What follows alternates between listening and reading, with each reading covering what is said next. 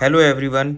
इस वीडियो में हम क्लास 10th में जो पॉलिटिकल साइंस है उसका चैप्टर 1 जो कि है पावर शेयरिंग उसको कवर करने वाले हैं।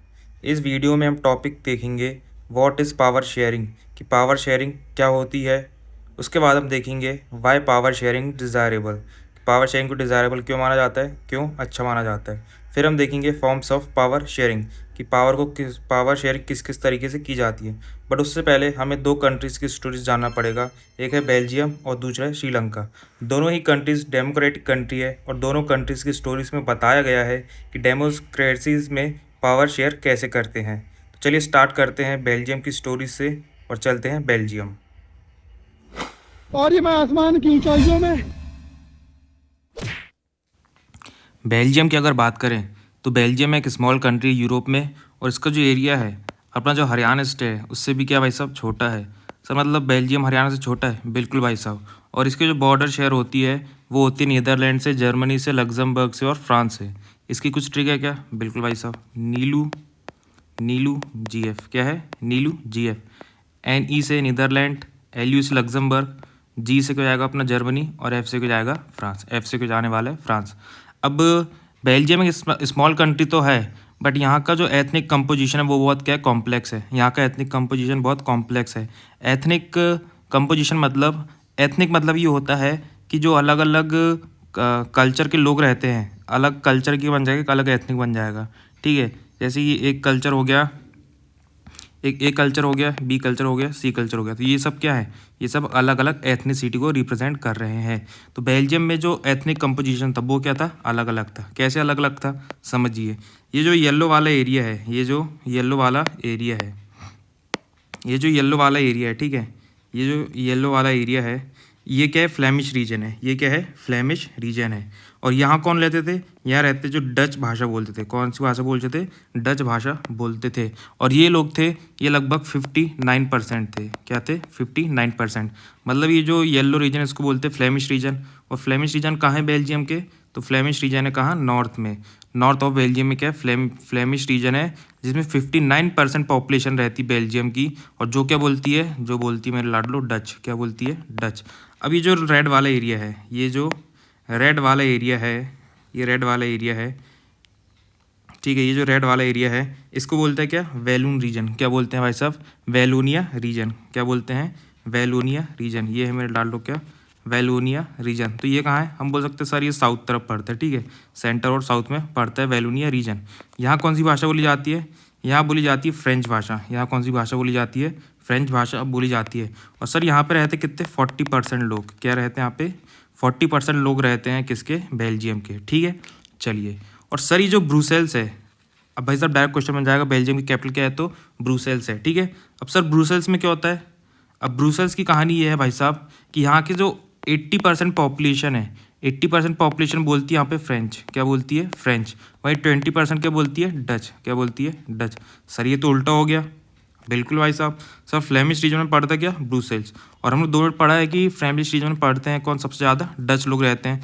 बट सर कैपिटल में सबसे ज़्यादा बोली जा रही है फ्रेंच, और उससे कम बोली जा रही है क्या, डच। तो बिल्कुल भाई साहब यही रीजन क्या बन जाता है, फिर कॉन्फ्लिक्ट का रीजन बन जाता है। ठीक है, अभी जो फ्रेंच स्पीकिंग लोग थे, ये जो फ्रेंच भाषा बोलते थे, ये क्या थे भाई साहब, रिच लोग थे। ये क्या थे, रिच लोग थे। अब ये जो इनका जो रिच का भाई साहब जो पैसे कमाते थे, ये किसके पास चल जाते थे, इसका फ़ायदा उठाते कौन, डच वाले लोग। भाई साहब इन दोनों के बीच में क्या है, एक कॉन्फ्लिक्ट का एक कॉन्फ्लिक्ट जैसी सिचुएशन पैदा हो गई थी। ठीक है, अब देखिए ये जो रीज़न है, ये यहाँ पे जो ऐसा लाइन वाला बना है, ये जो रीजन बना हुआ है, ये जो रीजन बना हुआ है इसको बोलते हैं अपन क्या इसको बोलते हैं मेरे लाडलो बेल्जियन रीजन। इसको बोलते हैं क्या, बेल्जियन रीजन। इसको बोलते हैं मेरे लाडलो क्या, बेल्जियन रीजन। ये जो दिख रहा है ना लाइनिंग वाला पार्ट, इसको बोलते हैं क्या, बेल्जियन रीजन। बेल्जियम नहीं, बेल्जियन। और यहाँ पे बोली जाती है जर्मनी, यहाँ पे बोली जाती है क्या, जर्मनी। तो सर यहाँ पे हम देख रहे हैं कि यहाँ का एथनिक कंपोजिशन क्या है, बहुत डाइवर्स है। नॉर्थ में फ्लेमिश रीजन है जहाँ डच लोग रहते हैं, 59% पॉपुलेशन इनकी। और वहीं साउथ में बात करें तो वैलोनिया रीजन है जहाँ फ्रेंच लोग रहते हैं और ये 40% है। जो फ्रेंच भाषा बोलते हैं वो क्या है, रिच है। यहाँ पे एक और रीजन है किधर साइड भाई साहब, ईस्ट साइड, जिसका जो क्या बोलते हैं, बेल्जियन रीजन, वहाँ जहाँ के लोग क्या बोलते हैं, जर्मनी बोलते हैं। बट सर एक स्थिति ये है कि जो कैपिटल है बेल्जियम की, ब्रुसेल्स, यहाँ पे 80% लोग क्या बोलते हैं, French, despite having a area in Dutch majority region. But capital में मेजॉरिटी किसकी है, फ्रेंच की है, और माइनॉरिटी किसकी है, डच की है। तो सर इसके बीच में क्या होता है, कॉन्फ्लिक्ट पैदा होता है। तो इस कॉन्फ्लिक्ट को कैसे हैंडल करता है ये देखेंगे हम आगे वीडियो में, ठीक है।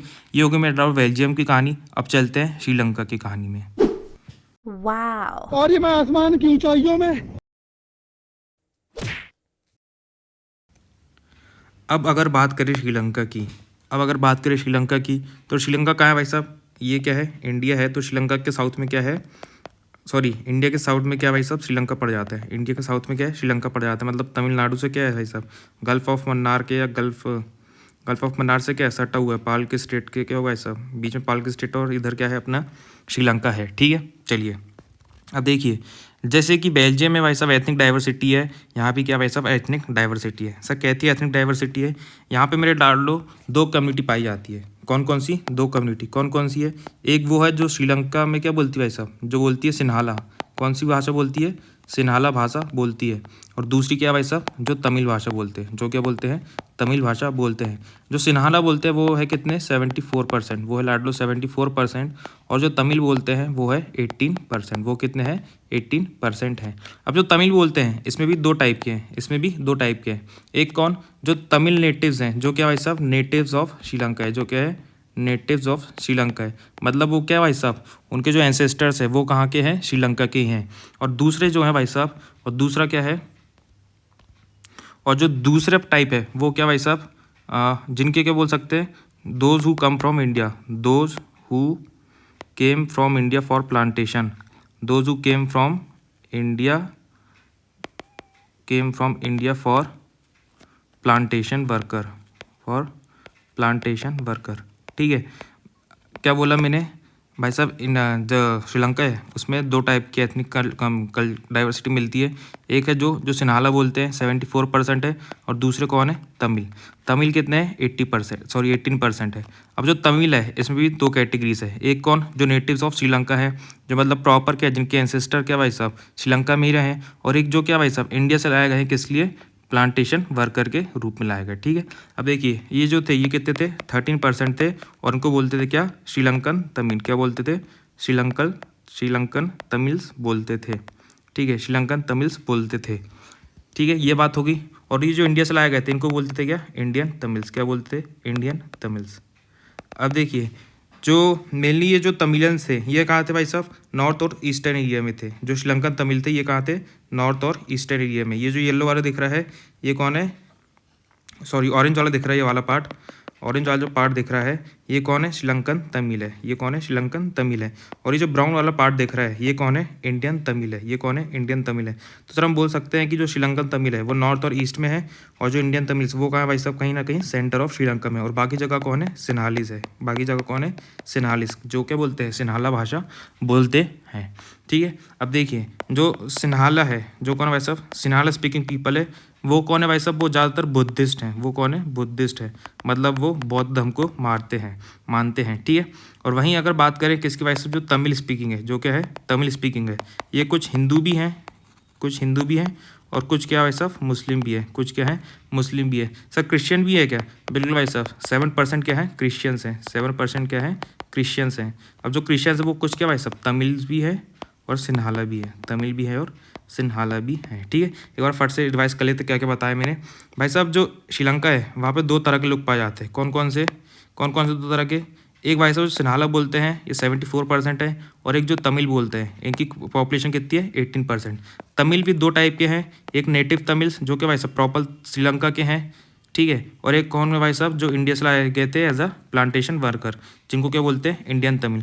सर जो नेटिव ऑफ श्रीलंका वो 13% है, उनको श्रीलंकन तमिल्स बोलते हैं। सिन्हाला जो लैंग्वेज बोलते हैं वो मेनली बुद्धिस्ट रीजन को मारते हैं, और जो तमिल है वो हिंदू प्लस मुस्लिम दोनों को मानते हैं। भाई 7% क्रिश्चियन है जो तमिल और सिन्हाला दोनों है, ठीक है।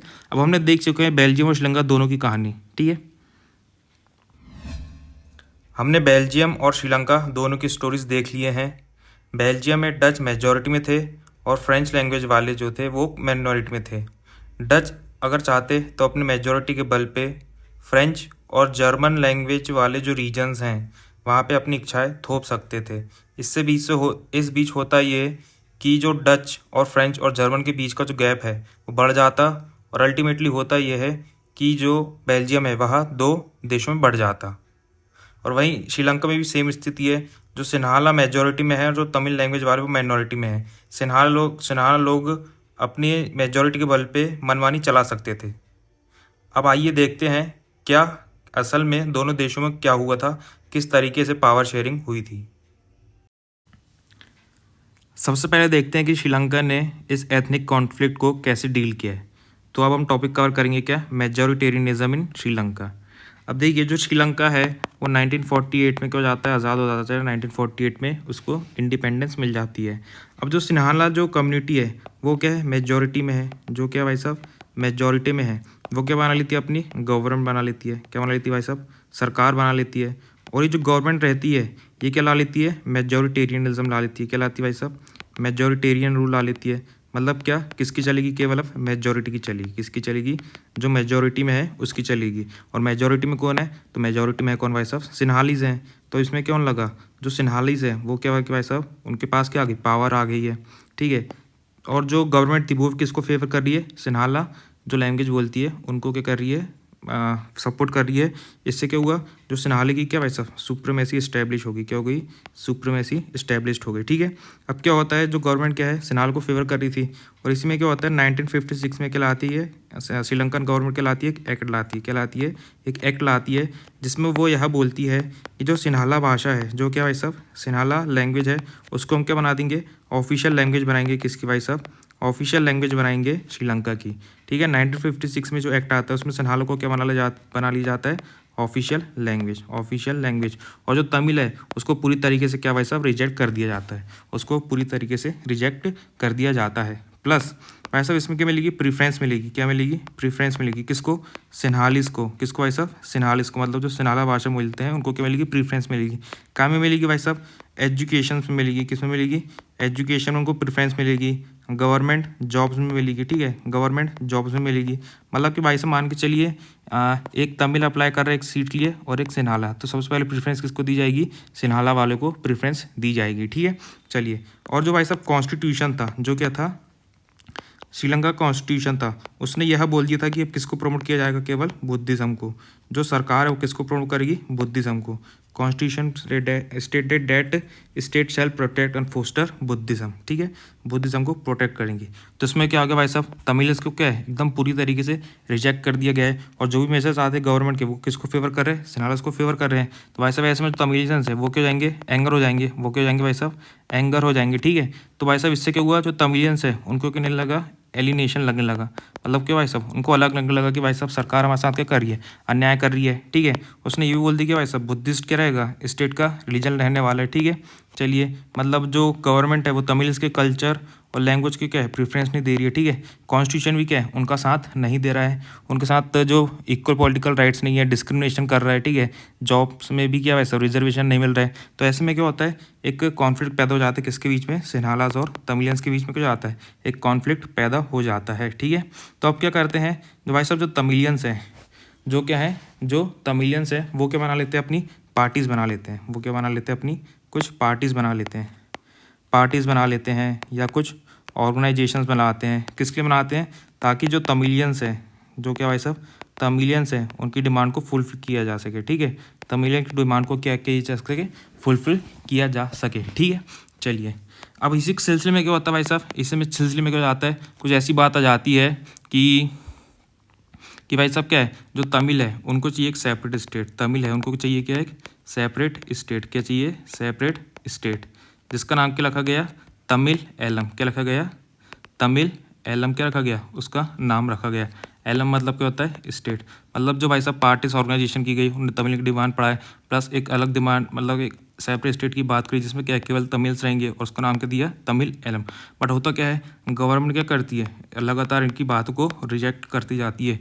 इनकी बातों को क्या भाई सब मानती चाहिए ना, गवर्नमेंट के भाई सब जॉब्स में रिजर्वेशन देती है, ना उनकी लैंग्वेज को क्या भाई सब प्रेफरेंस देती है, ठीक है। प्लस जो एजुकेशन है वो भी क्या भाई सब बड़ी तरीके से इनके बीच में प्रमोट नहीं होता है। तो भाई सब क्लियरली क्या हो रहा है, सिन्हालाज और तमिल्स के बीच में क्या हो रहा है, एक कॉन्फ्लिक्ट पैदा हो चुका है, ठीक है। और जिसके कारण क्या होता है, जिसके कारण मेरे लाडलो चालू हो जाता है क्या, सिविल वॉर। क्या चालू हो जाता है, सिविल वॉर, मतलब गृह युद्ध। सिविल वॉर मतलब कोई कंट्री है उसके लोग क्या है आपस में ही लड़ रहे तो उसको बोलती है सिविल वॉर, मतलब क्या, गृह युद्ध, ठीक है। चलिए अब हमने देखा था कि भाई साहब जो इकोनॉमिक टेक्स्ट बुक है चैप्टर 1 में कि श्रीलंका क्या है बहुत बढ़िया ग्रोथ कर रहा था, सही में बहुत बढ़िया ग्रोथ कर रहा था। बट क्या होता है, ये तो एथनिक कॉन्फ्लिक्ट पैदा हुआ है सिन्हालिस और तमिल के बीच में, इसके कारण क्या होता है भाई साहब वहाँ की इकोनॉमी क्या है डाउन जाने लगती है, रुइन होने लगती है, ठीक है। तो हम बोल सकते हैं सर यहाँ पे क्या है, यहाँ पे जो पावर शेयरिंग है, यहाँ पे क्या है पावर शेयरिंग क्या है बढ़िया तरीके से नहीं की गई है, पावर शेयरिंग बढ़िया तरीके से नहीं की गई है, जिसके कारण क्या भाई साहब सिविल वॉर चालू हो गया, जिसके कारण क्या है सिविल वॉर चालू हो चुका है और कंट्री की स्थिति क्या है बहुत गंभीर हो चुकी है, मतलब कंट्री की वजह से बहुत ख़राब तरीके से चल रही है, ठीक है। चलिए ये हो गया श्रीलंका का बात। अब आते हैं किसकी, बेल्जियम की स्टोरी में, ठीक है। चलिए अब श्रीलंका की बात करते हैं अपन किसकी, बेल्जियम की। अब बात करते हैं किसकी, बेल्जियम की। अब बेल्जियम में क्या है एकदम डिफरेंट पाथ अपनाया, कैसा भाई साहब, उन्हें जो रीजनल डिफरेंसेस हैं, जो कल्चरल डाइवर्सिटी है डच और फ्रेंच के बीच में, उसको क्या है रिकॉग्नाइज़ किया। और भाई साहब इसी सिलसिले में क्या है, जो बेल्जियम है उसने अपने कॉन्स्टिट्यूशन क्या भाई साहब 1970 से 1993 का भाई साहब 4 टाइम्स क्या किया, उसको अमेंड किया। इसमें क्या किया, अमेंड किया मतलब बदलाव किया, चेंजेस किया, ठीक है। क्या क्या चेंजेस किया, वैसे ऐसे चेंजेस किया ताकि जो डच और फ्रेंच पीपल है वो क्या है आपस में साथ में मिलकर टुगेदर क्या रह सके, एकदम काम कर सके और रह सके, जिसके कारण कंट्री में एकदम पीस और सिक्योरिटी की एकदम सिचुएशन बनी रहे, शांति की सिचुएशन बनी रहे, ठीक है। तो क्या क्या अमेंडमेंट किए, सबसे पहले अगर बात करें तो उसमें ये बताया कि जो सेंट्रल गवर्नमेंट है, जो क्या है सेंट्रल गवर्नमेंट है, जो मिनिस्टर्स रहेंगे, जो क्या रहेंगे मिनिस्टर्स रहेंगे, नंबर ऑफ मिनिस्टर्स रहेंगे वो क्या रहेंगे इक्वल रहेंगे। मतलब क्या, जितने डच मिनिस्टर रहेंगे उतने ही क्या रहेंगे फ्रेंच मिनिस्टर रहने वाले हैं। पहला पॉइंट ये रहा, मतलब कि जो सेंट्रल गवर्नमेंट है, जैसे अपने इधर केंद्र सरकार जिसमें मोदी जी, अमित शाह जी, राजनाथ सिंह है, वैसे क्या वहाँ पे जो सेंट्रल गवर्नमेंट है, ठीक है, वहाँ पे जो मिनिस्टर रहेंगे उसमें डच और फ्रेंच के जो मिनिस्टर रहेंगे वो क्या रहेंगे एकदम इक्वल नंबर में रहने वाले हैं।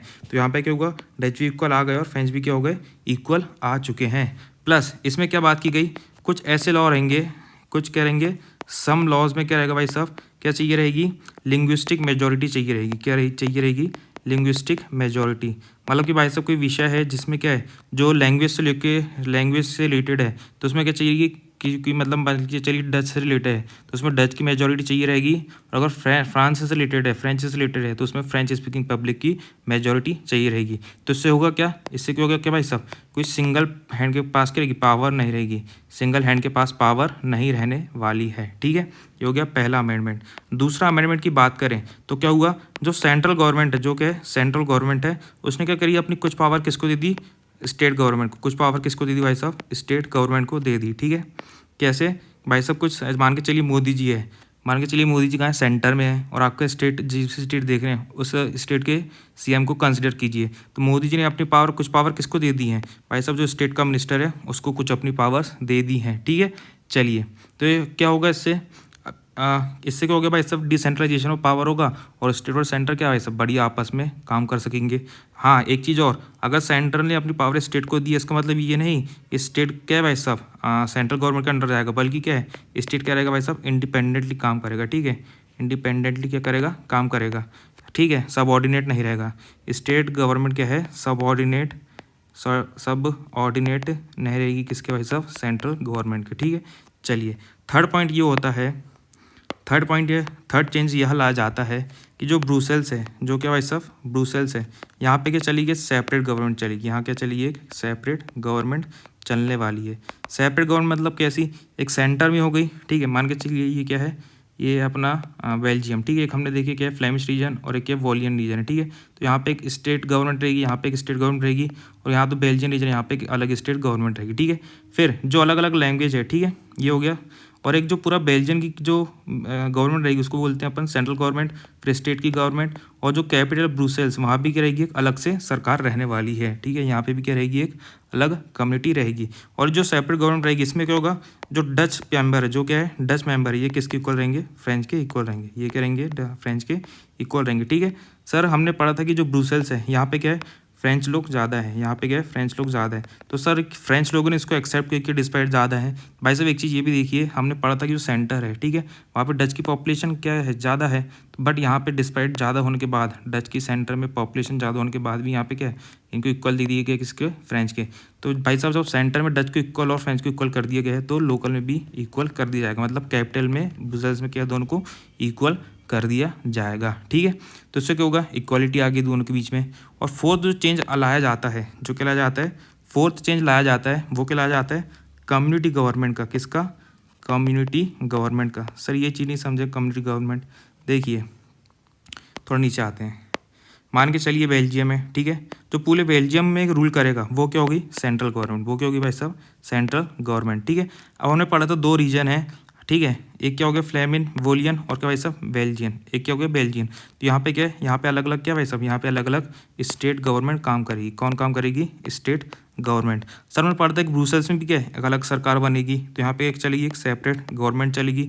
अब ये जो अलग अलग लैंग्वेज है, जैसे डच हो गया, फ्रेंच हो गया, और जो जर्मनी है, इनकी भी क्या है, एक जो कम्युनिटी वाइज, मतलब लैंग्वेज वाइज क्या है, इनकी एक अलग गवर्नमेंट बनाई जाएगी। ठीक है, मतलब लैंग्वेज के बेसिस पे क्या है, एक अलग गवर्नमेंट बनाई जाएगी। लैंग्वेज के बेसिस पे क्या बनाई जाएगी, एक अलग से गवर्नमेंट बनाई जाएगी। ठीक है, कम्युनिटी गवर्नमेंट बोलते हैं जिसको, क्या बोला अपन ने, कम्युनिटी गवर्नमेंट। और एक कम्युनिटी गवर्नमेंट का काम क्या रहेगा भाई सब, जैसे इश्यूज़ देखना, जैसे क्या, जो कल्चरल इश्यूज़ हैं, जो क्या भाई सब एजुकेशनल इश्यूज़ हैं, जैसे क्या जो लैंग्वेज से रिलेटेड इश्यूज़ हैं, उसको कौन देखेगा, कम्युनिटी गवर्नमेंट देखने वाली है। सर ये जो मतलब गवर्नेंस स्ट्रक्चर बनाया है बेल्जियम ने, ये तो बहुत कॉम्प्लेक्स है सर, हमको तो बहुत मतलब समस्या जारी कर समझने में। तो भाई साहब वहाँ के लोग कैसे समझते होंगे, नो डाउट यहाँ का जो गवर्नेंस स्ट्रक्चर है वो क्या है, बहुत कॉम्प्लेक्स है, और वहाँ के लोगों के लिए भी क्या है, बहुत कॉम्प्लेक्स है। ठीक है, उनको भी क्या भाई सब थोड़ी डिफिकल्टी जाती है समझने में, बट एट दी एंड क्या हो रहा है, जो बेल्जियम है वो क्या भाई सब यूनाइटेड है, क्या है, यूनाइटेड है, बढ़िया तरीके से क्या है, पीसफुल तरीके से एग्जिस्ट कर रहा है। यहाँ पे कोई क्या है, सिविल वॉर तैयार, मतलब सिविल वॉर अभी तक नहीं हुई है। तो हम बोल सकते हैं कहीं ना कहीं ये जो बेल्जियम का कॉम्प्लेक्स स्ट्रक्चर है, ये भी क्या है, सक्सेसफुल हुआ है, ये भी क्या है, सक्सेसफुल हुआ है। और ये भी क्या है, कुछ कंट्री ने माना भी है। इसलिए जब हम बात करते हैं किसकी, यूरोपियन यूनियन की, किसकी बात करते हैं, यूरोपियन यूनियन, किसकी बात करते हैं, यूरोपियन यूनियन। तो उसने अब जो अपना जो हेड क्वार्टर है, जो क्या है अपना हेड क्वार्टर है। सर यूरोपियन यूनियन क्या है भाई साहब, यूरोप है, वहाँ की जो कंट्रीज़ हैं उनने आपस में मिलकर क्या है, एक यूनियन बना लिया, उसको ही बोलते हैं क्या, यूरोपियन यूनियन। तो उसका जो हेड क्वार्टर है उसको कहाँ चुना, ब्रुसेल्स में चुना। कहाँ चुना, ब्रुसेल्स में चुना है। ठीक है, चलिए, तो हमने देख चुका है श्रीलंका और बेल्जियम दोनों की कहानी। ठीक है, अब बढ़ते हैं आगे। चलिए अब समझते हैं कि पावर शेयरिंग होता क्या है। What is power sharing, what is power sharing. So power sharing is a fundamental democratic principle. ये क्या भाई सब, एक डेमोक्रेटिक प्रिंसिपल है। ठीक है, ये क्या है, एक डेमोक्रेटिक प्रिंसिपल है, जहाँ पे क्या होता है, जो पॉलिटिकल अथॉरिटी है, जो क्या है, पॉलिटिकल अथॉरिटी है। Power sharing is a fundamental democratic principle where political authority is distributed among different institution. भाई साहब जो पॉलिटिकल अथॉरिटी वो क्या होती है, डिफरेंट इंस्टीट्यूशन में क्या होती है, डिस्ट्रीब्यूट होती है। लेवल्स ऑफ गवर्नमेंट में या सोशल ग्रुप में क्या होती है, डिस्ट्रीब्यूट होती है क्या, पावर। मतलब सर कुल मिला के पावर का जो डिस्ट्रीब्यूशन है उसको क्या बोलते हैं, पावर शेयरिंग। किस किस के बीच में हो सकती है, इंस्टीट्यूशंस के बीच में हो सकती है, सोशल ग्रुप्स के बीच में हो सकती है, और गवर्नमेंट के बीच में हो सकती है। अब आगे बढ़ती हुई अगर टॉपिक देखें तो वाई पावर शेयरिंग डिज़ायरेबल, कि सर पावर शेयरिंग को अच्छा क्यों माना जाता है, ये डिज़ायरेबल क्यों है, सब लोग क्यों अच्छा मतलब पावर शेयरिंग को मानते हैं। तो उसके दो कारण हैं। सबसे पहला क्या है, power sharing is good because it helps to reduce the possibility of conflict between social group. Sir सबसे पहला ये है कि जब पावर शेयर हो जाती है ना, तो जो ग्रुप्स हैं वो आपस में क्या भाई सब उनके बीच में क्या कॉन्फ्लिक्ट नहीं रहता है। जैसे हमने देखा था किसके केस में, बेल्जियम के केस में। सर जब दोनों ग्रुप्स को इक्वल पावर दी गई, दोनों क्या भाई सब बढ़िया पीसफुल तरीके से एग्जिस्ट कर रहे हैं। बट वहीं श्रीलंका के केस में देखे तो वहाँ जो मेजोरिटी में थे सिन्हाला लोग, उनको ज़्यादा पावर दी गई और तमिलियंस को कम दी गई, तो उनके बीच में क्या कॉन्फ्लिक्ट चालू हो गया और जिसके कारण सिविल वॉर चालू हो गई और क्या भाई सब पीस पूरी तरीके से वहाँ पे क्या ख़त्म हो चुका था। ठीक है, जिसके कारण क्या भाई सब मिलियंस ऑफ लोगों की डेथ हो गई। तो यहाँ से हम बोल सकते हैं कि जब पावर शेयरिंग होती है तो उससे क्या होती है, जो reduce the possibility of conflict between social group. Sir मतलब जो कॉन्फ्लिक्ट की स्थिति है वो क्या हो जाती है, एकदम लो हो जाती है। सबसे पहला कारण क्या है, यह है किसका, पावर शेयरिंग इज डिज़ायरेबल। अब अगर दूसरा बात करें second, power sharing is the very spirit of democracy. कि भाई साहब अगर डेमोक्रेसी है तो वो क्या है, अगर डेमोक्रेसी है तो वहाँ पे क्या है, पावर शेयरिंग होना ही चाहिए, क्योंकि डेमोक्रेसी के रगों में क्या चल रहा है, पावर शेयरिंग है। Our democratic rule involves sharing power with those affected by its exercise and who have to live with its effect। Sir मतलब डेमोक्रेटिक रूल ऐसा माना जाता है कि जो पावर मतलब पावर शेयरिंग ऐसी होनी चाहिए जिसके कारण क्या है, जो लोग अफेक्ट होने वाले हैं प्लस उनको जहाँ पे रहना और उनको जो लोग इफेक्ट होने वाले हैं, जिनका इफेक्ट उन पे होने वाला है, उनके पास क्या रहनी चाहिए, पावर रहनी चाहिए। इसी को क्या बोलते हैं, डेमोक्रेटिक रूल बोलते हैं। ठीक है, अब देखिए जो पहला रीजन है वो क्या भाई साहब, एक प्रूडेंशियल रीजन है। वो क्या है, प्रूडेंशियल रीजन है। सर प्रूडेंशियल मतलब रीजन क्या, इसमें क्या on the basis of loss and gain, भाई साहब क्या फ़ायदा क्या नुकसान है उसके बेसिस पे क्या लिया जा रहा है, ये लिया जा रहा है कि जैसे कि क्या भाई साहब अगर जब हम पावर शेयरिंग ला रहे हैं तो इसके कारण क्या हो रहा है, जो कॉन्फ्लिक्ट है वो क्या हो रहा है, कम हो रहा है। तो यहाँ पे क्या हो रहा है, गेन हो रहा है, फ़ायदा हो रहा है। ठीक है, तो ये क्या भाई साहब इसके लिए पावर शेयरिंग को डिज़ायरेबल में जाता है, डिज़ायरेबल माना जाता है। वहीं अगर सेकंड रीज़न बात करें तो ये क्या है, एक मोरल रीज़न है। ये क्या है, एक मोरल रीज़न है। सर मतलब ये क्या वैल्यू को बढ़ाता है, ये नैतिकता बात को बढ़ाता है। ठीक है, चलिए अब अगला टॉपिक देखेंगे हम, क्या फॉर्म्स ऑफ गवर्नमेंट। चलिए अब देखते हैं अगला टॉपिक जो क्या है, फॉर्म्स ऑफ पावर शेयरिंग। किस तरीके से भाई साहब पावर शेयरिंग को किया जा सकता है। अब देखिए जो पावर शेयरिंग आया है वो अपोजिशन में आया है किसके, अनडिवाइडेड पावर के बीच में। मतलब कैसे, पहले के ज़माने में हम जानते हैं भाई साहब जितनी पावर सब राजा के पास रहती थी, राजा ही क्या रहता भाई साहब, सर्वोपरि माना जाता था। इसी के अपोजिशन में क्या आ गया, पावर डिवीजन, कि भाई साहब राजा नहीं, सबके पास क्या रहनी चाहिए, इक्वल पावर रहना चाहिए। बट जब पावर डिवीजन का शेयरिंग का कॉन्सेप्ट आया तो इसे ये माना गया कि भाई साहब इससे क्या होता है, जो लॉ मेकिंग प्रोसेस वो क्या हो जाएगी, बहुत धीमी हो जाएगी। बट ये क्यों हुआ, इसका ये क्या होता है, उल्टा होता है। जैसे हम देख सकते हैं अर्लियर बिलीफ ये था, power should remain with one person और one institution for quick decisions. ठीक है, इसका पोजीशन हो गया क्या, इसका पोजीशन क्या आ गया, पावर शेयरिंग। क्या आ गया, पावर शेयरिंग आ गया। ठीक है, पर इसका भी पोजीशन हुआ। बट जैसे जैसे डेमोक्रेसी की चेंज हुई, जैसे कि हुआ डेमोक्रेसी चेंज हुई, तो ये पावर शेयरिंग का आइडिया जो अपोजिशन हो रहा था वो क्या हो गया भाई, वो भी चेंज हो गया। ठीक है, इन डेमोक्रेसी को पीपल ही क्या थे, अल्टीमेट सोर्स ऑफ पावर थे। क्या थे, अल्टीमेट सोर्स ऑफ पावर। मतलब लोगों के पास क्या आ गई, पावर आ चुकी है, इसलिए हुआ पावर डिस्ट्रीब्यूट हो गई किसके, among public through institution and social group. मतलब क्या, पहले पावर एक के पास थी, फिर क्यों बहुत सारे लोगों के पास चल गई। ठीक है, बहुत सारे लोगों के पास चल गई तो उसका क्या हुआ, अपोज हुआ। ठीक है, जब बहुत सारे लोग पास चल गई तो इसी को क्या बोलते हैं कि अपन ने डेमोक्रेसी। क्या बोलती है भाई साहब, डेमोक्रेसी। मतलब जो पब्लिक है जब उसके पास पावर आ जाए तो इसी को क्या बोलते हैं अपन, डेमोक्रेसी बोलते थे। अब ये जो पब्लिक है किसके थ्रू अपना पावर शेयरिंग करती है, ये पावर इंश्योर करती है, तो वो कुछ ग्रुप्स बना लेती है, कुछ इंस्टीट्यूशन बना लेती है। ठीक है, ये क्या हो गया, फॉर्म्स ऑफ पावर शेयरिंग। हालांकि इससे कुछ ज़्यादा इंपॉर्टेंट क्वेश्चन आएगा नहीं, जस्ट इंट्रोडक्शन के लिए बता दिया हूँ। अब आते हैं मेन कॉन्सेप्ट की, भाई साहब किस किस तरीके से पावर शेयरिंग होती है। Forms of power sharing main topic ये है, इससे डायरेक्ट क्वेश्चन बनने की संभावना है। ठीक है, चलिए 4 तरीके बताए गए हैं आपकी बुक में। सबसे पहले क्या है, among different organs of the government, कि भाई साहब जो गवर्नमेंट के ऑर्गन्स हैं उनके बीच में क्या हो जाए, पावर डिस्ट्रीब्यूट हो जाए। दूसरा क्या है, among government at different levels, के अलग अलग लेवल की गवर्नमेंट में क्या हो जाए, पावर डिस्ट्रीब्यूट हो जाए। अमंग डिफरेंट सोशल ग्रुप के बीच में पावर डिस्ट्रीब्यूट हो जाए। या फिर पॉलिटिकल पॉलिटिकल पार्टीज कैसे पावर डिस्ट्रीब्यूट करती है, प्रेशर ग्रुप के थ्रू ही अपना पावर शेयरिंग हो सकती है, और मूवमेंट्स के थ्रू भी पावर शेयरिंग इंश्योर की जा सकती है। अब एक एक करके देखते हैं। सबसे पहले देखते हैं अपन क्या, पावर शेयरिंग के डिफरेंट लेवल।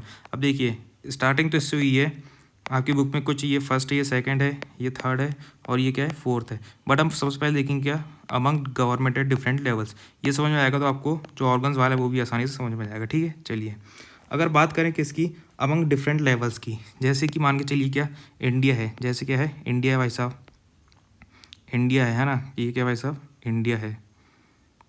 अब इंडिया में पूरे इंडिया के लिए क्या रहती है, गवर्नमेंट रहती है, जिसको अपन बोलते हैं क्या, सेंट्रल या यूनियन गवर्नमेंट। क्या बोलते हैं, सेंट्रल या यूनियन गवर्नमेंट बोलते हैं। ठीक है, अब जैसे क्या है, अलग अलग स्टेट्स हैं, जैसे क्या जम्मू कश्मीर है, मध्य प्रदेश है। हम जानते हैं कि इंडिया में क्या अलग अलग स्टेट हैं, जैसे जम्मू कश्मीर है, तो जम्मू कश्मीर तो यूटी है, मध्य प्रदेश है, राजस्थान है, गुजरात है, महाराष्ट्र है, आंध्र प्रदेश है, कर्नाटक है, तेलंगाना है, छत्तीसगढ़ है, असम है, अरुणाचल प्रदेश है, यूपी है, बिहार है, हरियाणा है, ठीक है, पंजाब है। तो अलग अलग स्टेट हैं। तो इसमें क्या चलती है, स्टेट्स में क्या चलती है, अपनी स्टेट गवर्नमेंट क्या चलती है, स्टेट गवर्नमेंट। अब भाई साहब एक तीसरी गवर्नमेंट भी आती है, जैसे क्या लोकल, जैसे डिस्ट्रिक्ट हो गया, डिस्ट्रिक्ट है ना, म्यूनसिपैलिटी या फिर कोई डिवीजन हो गया, उसमें भी एक गवर्नमेंट चलती है, ठीक है। जैसे हमने सुना होगा कि भाई साहब सरपंच, कि भाई साहब ये हमारे गांव का सरपंच है, ठीक है। ये हमारे ज़िले का क्या भाई साहब मेयर है, जिसको क्या बोलते हैं भाई साहब अपन मेयर को, ठीक है। ये हमारे डिस्ट्रिक्ट का क्या भाई साहब मेयर है, या जिसको बोलते हैं महापौर, महापौर बोलते हैं, ठीक है। तो एक बोल सकते हैं क्या भाई साहब लोकल लेवल में चलती है, जिसको क्या बोलते हैं, लोकल गवर्नमेंट। ये क्या है, लोकल गवर्नमेंट। तो हम देख सकते हैं क्या भाई साहब अलग अलग लेवल हैं, जैसे क्या सेंट्रल गवर्नमेंट हो गया, स्टेट गवर्नमेंट हो गया और लोकल गवर्नमेंट हो गया। सेंटर कहाँ, पूरे कंट्री के लिए है, स्टेट का कोई प्रोविंस या स्टेट के लिए, और लोकल गवर्नमेंट मतलब क्या, कोई भी ऐसा कोई गांव हो गया, कोई डिस्ट्रिक्ट हो गया, उसमें चलती क्या है, अपनी लोकल गवर्नमेंट, ठीक है। अब इसको जो बोला जाता है, ये जो डिस्ट्रीब्यूशन ऑफ पावर किया गया है, इसको बोलते हैं क्या, फेडरल गवर्नमेंट। इसी को क्या बोलते हैं भाई साहब, फेडरल गवर्नमेंट। मतलब distribution of power at different distribution of power among government at different levels, कोई को बोलते हैं फेडरल गवर्नमेंट। क्या बोलते हैं, फेडरल गवर्नमेंट बोलते हैं, ठीक है। जैसे इंडिया में सेंट्रल गवर्नमेंट रहती है, स्टेट गवर्नमेंट रहती है, लोकल गवर्नमेंट रहती है। जैसे हमने किसके केस में देखा था, बेल्जियम के केस में, कि एक सेंट्रल गवर्नमेंट जिसके डच और फ्रांस करेंगे इक्वल रहेंगे, वहीं स्टेट गवर्नमेंट बनाएगी, ठीक है। फिर लोकल गवर्नमेंट कहाँ बनाएगी, एक ब्रुसेल्स में, यहाँ पे डच और फ्रांस को क्या इक्वल प्रोटेक्शन दिया गया, ठीक है। अब जो स्टेट गवर्नमेंट है, जरूरी नहीं है वो हर कंट्री में हो, जैसे बेल्जियम में है, ठीक है, बेल्जियम में है, अपने इंडिया में है, पर जरूरी नहीं कि हर कंट्री में हो। बट जहाँ है वहाँ क्या होता है भाई साहब, जो वहाँ का जो कॉन्स्टिट्यूशन है, जिस कंट्री का कॉन्स्टिट्यूशन, उसका क्या भाई साहब क्लियरली डिफाइन रहता है, कि भाई साहब क्लियर डिफाइन रहता है क्या, पावर क्या डिफाइन रहती है, पावर। किस किस की पावर, भाई साहब सेंट्रल गवर्नमेंट की क्या पावर रहेगी, स्टेट गवर्नमेंट की क्या पावर रहेगी, और लोकल गवर्नमेंट की क्या पावर रहेगी, वो क्लियर डिफाइन रहती है, किसमें, कॉन्स्टिट्यूशन में रहती है, ठीक है। अभी जो पावर ऑफ, अब जैसे ये डिफरेंट लेवल का जो डिस्ट्रीब्यूशन ऑफ पावर है, ये क्या होगा, बेल्जियम में तो दिया गया, बेल्जियम में क्या होगा, दिया गया, बट श्रीलंका में क्या होगा भाई सर, रिजेक्ट कर दिया गया पावर, ठीक है। जिसके कारण क्या होता है, बेल्जियम में पीस रहता है और श्रीलंका में क्या हो जाता है, सिविल वॉर चालू हो जाता है, ठीक है। और इसको जो बोलते हैं, इसको बोलते हैं अपन लाड लो क्या, वर्टिकल डिस्ट्रीब्यूशन ऑफ पावर। क्या बोलते हैं, vertical distribution of power, vertical distribution of power बोलते हैं, वर्टिकल डिस्ट्रीब्यूशन ऑफ पावर बोलते हैं इसी को, ठीक है। चलिए अब क्वेश्चन क्या बन सकता है, सबसे पहला कि भाई साहब फेडरल गवर्नमेंट क्या होती है, फेडरल गवर्नमेंट क्या होती है, तो डायरेक्ट बोल देंगे federal government is a form of government in which the power is shared among the government at different level, जैसे सेंट्रल गवर्नमेंट, स्टेट गवर्नमेंट या लोकल गवर्नमेंट, ठीक है। अब भाई साहब यहाँ का जो कॉन्स्टिट्यूशन रहता है, जहाँ पे फेडरल गवर्नमेंट रहती है, उसमें क्लियर डिफाइन किया जाता है क्या, कि पावर रहेगी क्या, सेंट्रल गवर्नमेंट की पावर रहेगी क्या, स्टेट गवर्नमेंट की पावर रहेगी क्या, लोकल गवर्नमेंट की पावर रहेगी। जैसे क्या, लोकल गवर्नमेंट लिख लीजिए क्या, म्यूनसिपैलिटी, क्या लिख लीजिए, म्यूनसिपैलिटी हो गया, या क्या भाई साहब पंचायत हो गई, या क्या हो गई, पंचायत। या पूछ ले कि भाई साहब म्यूनसिपैलिटी पंचायत का एग्जाम्पल है, तो लोकल गवर्नमेंट का एग्जाम्पल, ठीक है, लोकल गवर्नमेंट का एग्जाम्पल है, मतलब लोअर गवर्नमेंट का, ठीक है। बेल्जियम में दिया गया, श्रीलंका में नहीं किया गया था। एक और क्वेश्चन मिल सकता है कि वर्टिकल डिवीजन ऑफ पावर किसको बोल जाता है, तो distribution of power among different levels को बोला जाता है क्या, वर्टिकल डिस्ट्रीब्यूशन। वर्टिकल डिस्ट्रीब्यूशन मतलब क्या, वैसे ऊपर से नीचे, ठीक है, सेंट्रल गवर्नमेंट, स्टेट गवर्नमेंट और फिर लोकल गवर्नमेंट में, ये तो क्या है, वर्टिकल डिस्ट्रीब्यूशन है, ठीक है। चलिए अब बात करते हैं किसके बारे में, organ among different organs of government के बारे में, ठीक है। अब देखिए इसमें क्या होता है, गवर्नमेंट है, जो गवर्नमेंट है उसके क्या है, अलग अलग ऑर्गन्स है। जैसे क्या, सबसे पहला आता है क्या, जुडिशरी, सबसे पहले क्या जाता है, जुडिशरी जाता है, फिर जाता है क्या, एग्जीक्यूटिव, फिर क्या जाता है, एग्जीक्यूटिव, और एक और क्या होता है भाई साहब, लेजिस्लेचर, एक और क्या होता है, लेजिस्लेचर। ये क्या है, ये ऑर्गन्स है किसके, गवर्नमेंट के, ये क्या है, ऑर्गन्स है गवर्नमेंट के। इसको समझिए भाई साहब ह्यूमन बॉडी से, किससे समझ जाइए, ह्यूमन बॉडी से समझ जाइए, ठीक है, ह्यूमन बॉडी से समझ जाइए। जैसे भाई साहब सोचने का सोचने का काम कौन करता है अपनी बॉडी में, ब्रेन करता है, तो वो भी क्या है, एक ऑर्गन है, ठीक है। वैसे भाई साहब ब्लड पंप कौन करता है, हार्ट करता है, ये भी क्या है, एक ऑर्गन है, ठीक है। वैसे कि भाई साहब अपनी नर्व्स है, किडनी है, ये भी क्या है, सब ऑर्गन है, सबका क्या है, अलग अलग काम है। तो वैसे ही ये जो ऑर्गन्स है कौन कौन, जुडिशरी, एग्जीक्यूटिव, लेजिस्लेचर, इनका भी क्या है, अलग अलग काम है। जैसे क्या, जुडिशरी का काम है, जुडिशरी का काम है कि जो लॉज बने हैं, जो लॉज बने हैं वो क्या हो रहे हैं भाई साहब, बढ़िया तरीके से काम कर रहे हैं कि नहीं, मतलब वो जस्ट हैं कि नहीं, वो जस्ट है कि नहीं, मतलब कि भाई साहब न्यायपूर्ण तरीके से काम करे कि नहीं। एग्जीक्यूटिव का काम है भाई साहब जो लॉज बने हैं, जो क्या बने हैं, लॉज बने हैं, जो कानून बने हैं उसको क्या करती है, लागू करती है, मतलब इम्प्लीमेंट करती है, ठीक है। और जो लेजिस्लेचर वो क्या बनाती है, लॉ मेकिंग, मतलब ये क्या बनाती है, लॉ बनाती है, ठीक है। लेजिस्लेचर क्या करती है, लॉ बनाती है, उसको इम्प्लीमेंट कौन करता है, लागू कौन करता है, पब्लिक तक कौन पहुंचाता है, एग्जीक्यूटिव पहुंचाती है, कौन पहुंचाता है, एग्जीक्यूटिव। और जो जुडिशरी है वो ये देखती है कि ये जो लॉ बना है वो जस्टिस है कि नहीं, मतलब वो जस्ट है कि नहीं, क्या वो न्याय है या न्याय कर रहा है, ठीक है, वो कौन करके जुडिशरी देखता है। और ये जो distribution of power among different government है, इसको बोलते हैं अपन क्या, अच्छा इसको बोलने से पहले ये समझ जाइए, ये जो डिस्ट्रीब्यूशन रहता है ये क्या रहता है, सेम लेवल पे रहता है, क्या रहता है, सेम लेवल में रहता है। सेम लेवल मतलब क्या, देखिए हमने देखा अलग अलग लेवल, जैसे क्या सेंट्रल गवर्नमेंट, स्टेट गवर्नमेंट। अब जो सेंट्रल गवर्नमेंट में इसमें क्या रहती है, एक जुडिशरी रहती है, इसमें भी क्या रहती है, एक जुडिशरी रहती है, जिसको क्या बोलते हैं अपन, सुप्रीम कोर्ट बोलते हैं, ठीक है। एक एग्जीक्यूटिव रहती है यहाँ पे, एक क्या रहती है, एग्जीक्यूटिव रहती है, और एक रहती है लेजिस्लेचर, जिसको क्या बोलते हैं अपन, पार्लियामेंट, क्या बोलते हैं, पार्लियामेंट, ठीक है। तो ये जो पावर डिस्ट्रीब्यूट होगी केवल किसके ऑर्गन्स में होगी, सेंट्रल गवर्नमेंट के ऑर्गन, जैसे क्या सेंटर में जुडिशरी उसके बीच में पावर डिस्ट्रीब्यूट होगी, जो एग्जीक्यूटिव उसके बीच में पावर डिस्ट्रीब्यूट होगी, और जो लेजिस्लेचर है उसके बीच में क्या होगी, पावर डिस्ट्रीब्यूट होगी, ठीक है। मतलब ये जो among different organs of government है ये क्या होती है, सेम लेवल में होती है, क्या होती है, सेम लेवल में, ठीक है। मतलब सेंट्रल गवर्नमेंट की सेंट्रल गवर्नमेंट रहेगी, स्टेट गवर्नमेंट की कहाँ रहेगी, स्टेट गवर्नमेंट के जो ऑर्गन जैसे क्या जुडिशरी हो गया, एग्जीक्यूटिव हो गया, जो लेजिस्लेचर है उसमें डिस्ट्रीब्यूट रहेगी, ठीक है। मतलब ये नहीं हो सकती कि सेंट्रल वाला इसमें कर दे और स्टेट वाला इसमें कर दे, नहीं, इनके बीच में क्या होती है, पावर डिस्ट्रीब्यूट होती है एट सेम लेवल, ठीक है। चलिए इसी को बोलते हैं मेरे लाडलो क्या, हॉरिजॉन्टल डिस्ट्रीब्यूशन ऑफ पावर, क्या बोलते हैं, horizontal distribution of power, horizontal distribution of power, क्या बोलते हैं, हॉरिजॉन्टल डिस्ट्रीब्यूशन ऑफ पावर। मतलब पावर क्या भाई साहब, हॉरिजॉन्टल तरीके से बनी हुई है, जैसे क्या लॉ कौन बनाता है, लेजिस्लेचर बनाता है, उसको इम्प्लीमेंट कौन करता है, एग्जीक्यूटिव करता है, उसको जस्टिस मतलब जस्ट तरीके से वो कौन देखता है, जुडिशरी देखता है। तो हॉरिजॉन्टली क्या भाई साहब, पावर डिस्ट्रीब्यूट की गई है, ठीक है। चलिए अब आगे बढ़ें, ठीक है। अब इससे होता क्या है, इससे होता क्या है कि भाई साहब कोई एक ऑर्गन के पास क्या होती है, अनलिमिटेड पावर नहीं होती है, कोई एक ऑर्गन के पास अनलिमिटेड पावर नहीं होती है, ठीक है। और क्या होता है इसमें, चेक्स एंड बैलेंसेस बन जाते हैं, क्या हो जाता है, चेक्स एंड बैलेंसेस बन जाते हैं, चेक एंड बैलेंस, ठीक है। जैसे कैसे समझिए, हम जानते हैं कि भाई साहब जो मिनिस्टर्स व ऑफिशियल्स हैं, जो मिनिस्टर्स या ऑफिशियल्स हैं वो किस में आते हैं, जो मिनिस्टर्स या ऑफिशियल्स वो किसका पार्ट है, एग्जीक्यूटिव का पार्ट है, ठीक है। बट वो रिस्पॉन्सिबल किसको रहते हैं, लेजिस्लेचर को, किसको रहते हैं, लेजिस्लेचर को, मतलब पार्लियामेंट को क्या रहते हैं, रिस्पॉन्सिबल रहते हैं, ठीक है। अब देखिए ये जो जुडिशरी के जो जज रहते हैं, जुडिशरी के क्या रहते हैं, जज रहते हैं, इनको अपॉइंट करता है, इनको अपॉइंट तो लेजिस्लेचर करता है, इनको अपॉइंट कौन करता है, लेजिस्लेचर करता है। बट भाई साहब जो जुडिशरी है वो क्या देखती है कि जो लॉ बनाया किसने, लेजिस्लेचर ने, वो जस्ट है कि नहीं। तो सर हम देख सकते हैं यहाँ पे क्या है, आपस में क्या है, पावर क्या है, डिस्ट्रीब्यूट हो गई है।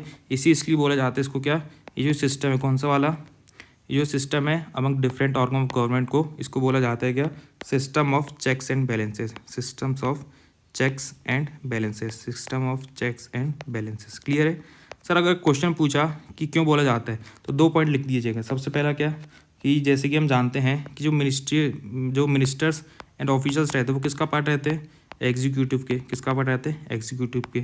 बट वो रिस्पॉन्सिबल किसको रहते हैं, बट वो जवाबदेही रिस्पॉन्सिबल किसको रहते हैं भाई साहब, लेजिस्लेचर को, किसको रहते हैं, लेजिस्लेचर को, ठीक है। अब देखिए भाई साहब ये जो जुडिशरी या लेजिस्लेशन है ये किसके द्वारा अपॉइंट होती है, एग्जीक्यूटिव के द्वारा, किसके द्वारा, एग्जीक्यूटिव के द्वारा, ठीक है। अब देखिए जो जज हैं जुडिशरी के उसको अपॉइंट कौन करता है, अपॉइंट करता है एग्जीक्यूटिव, ठीक है।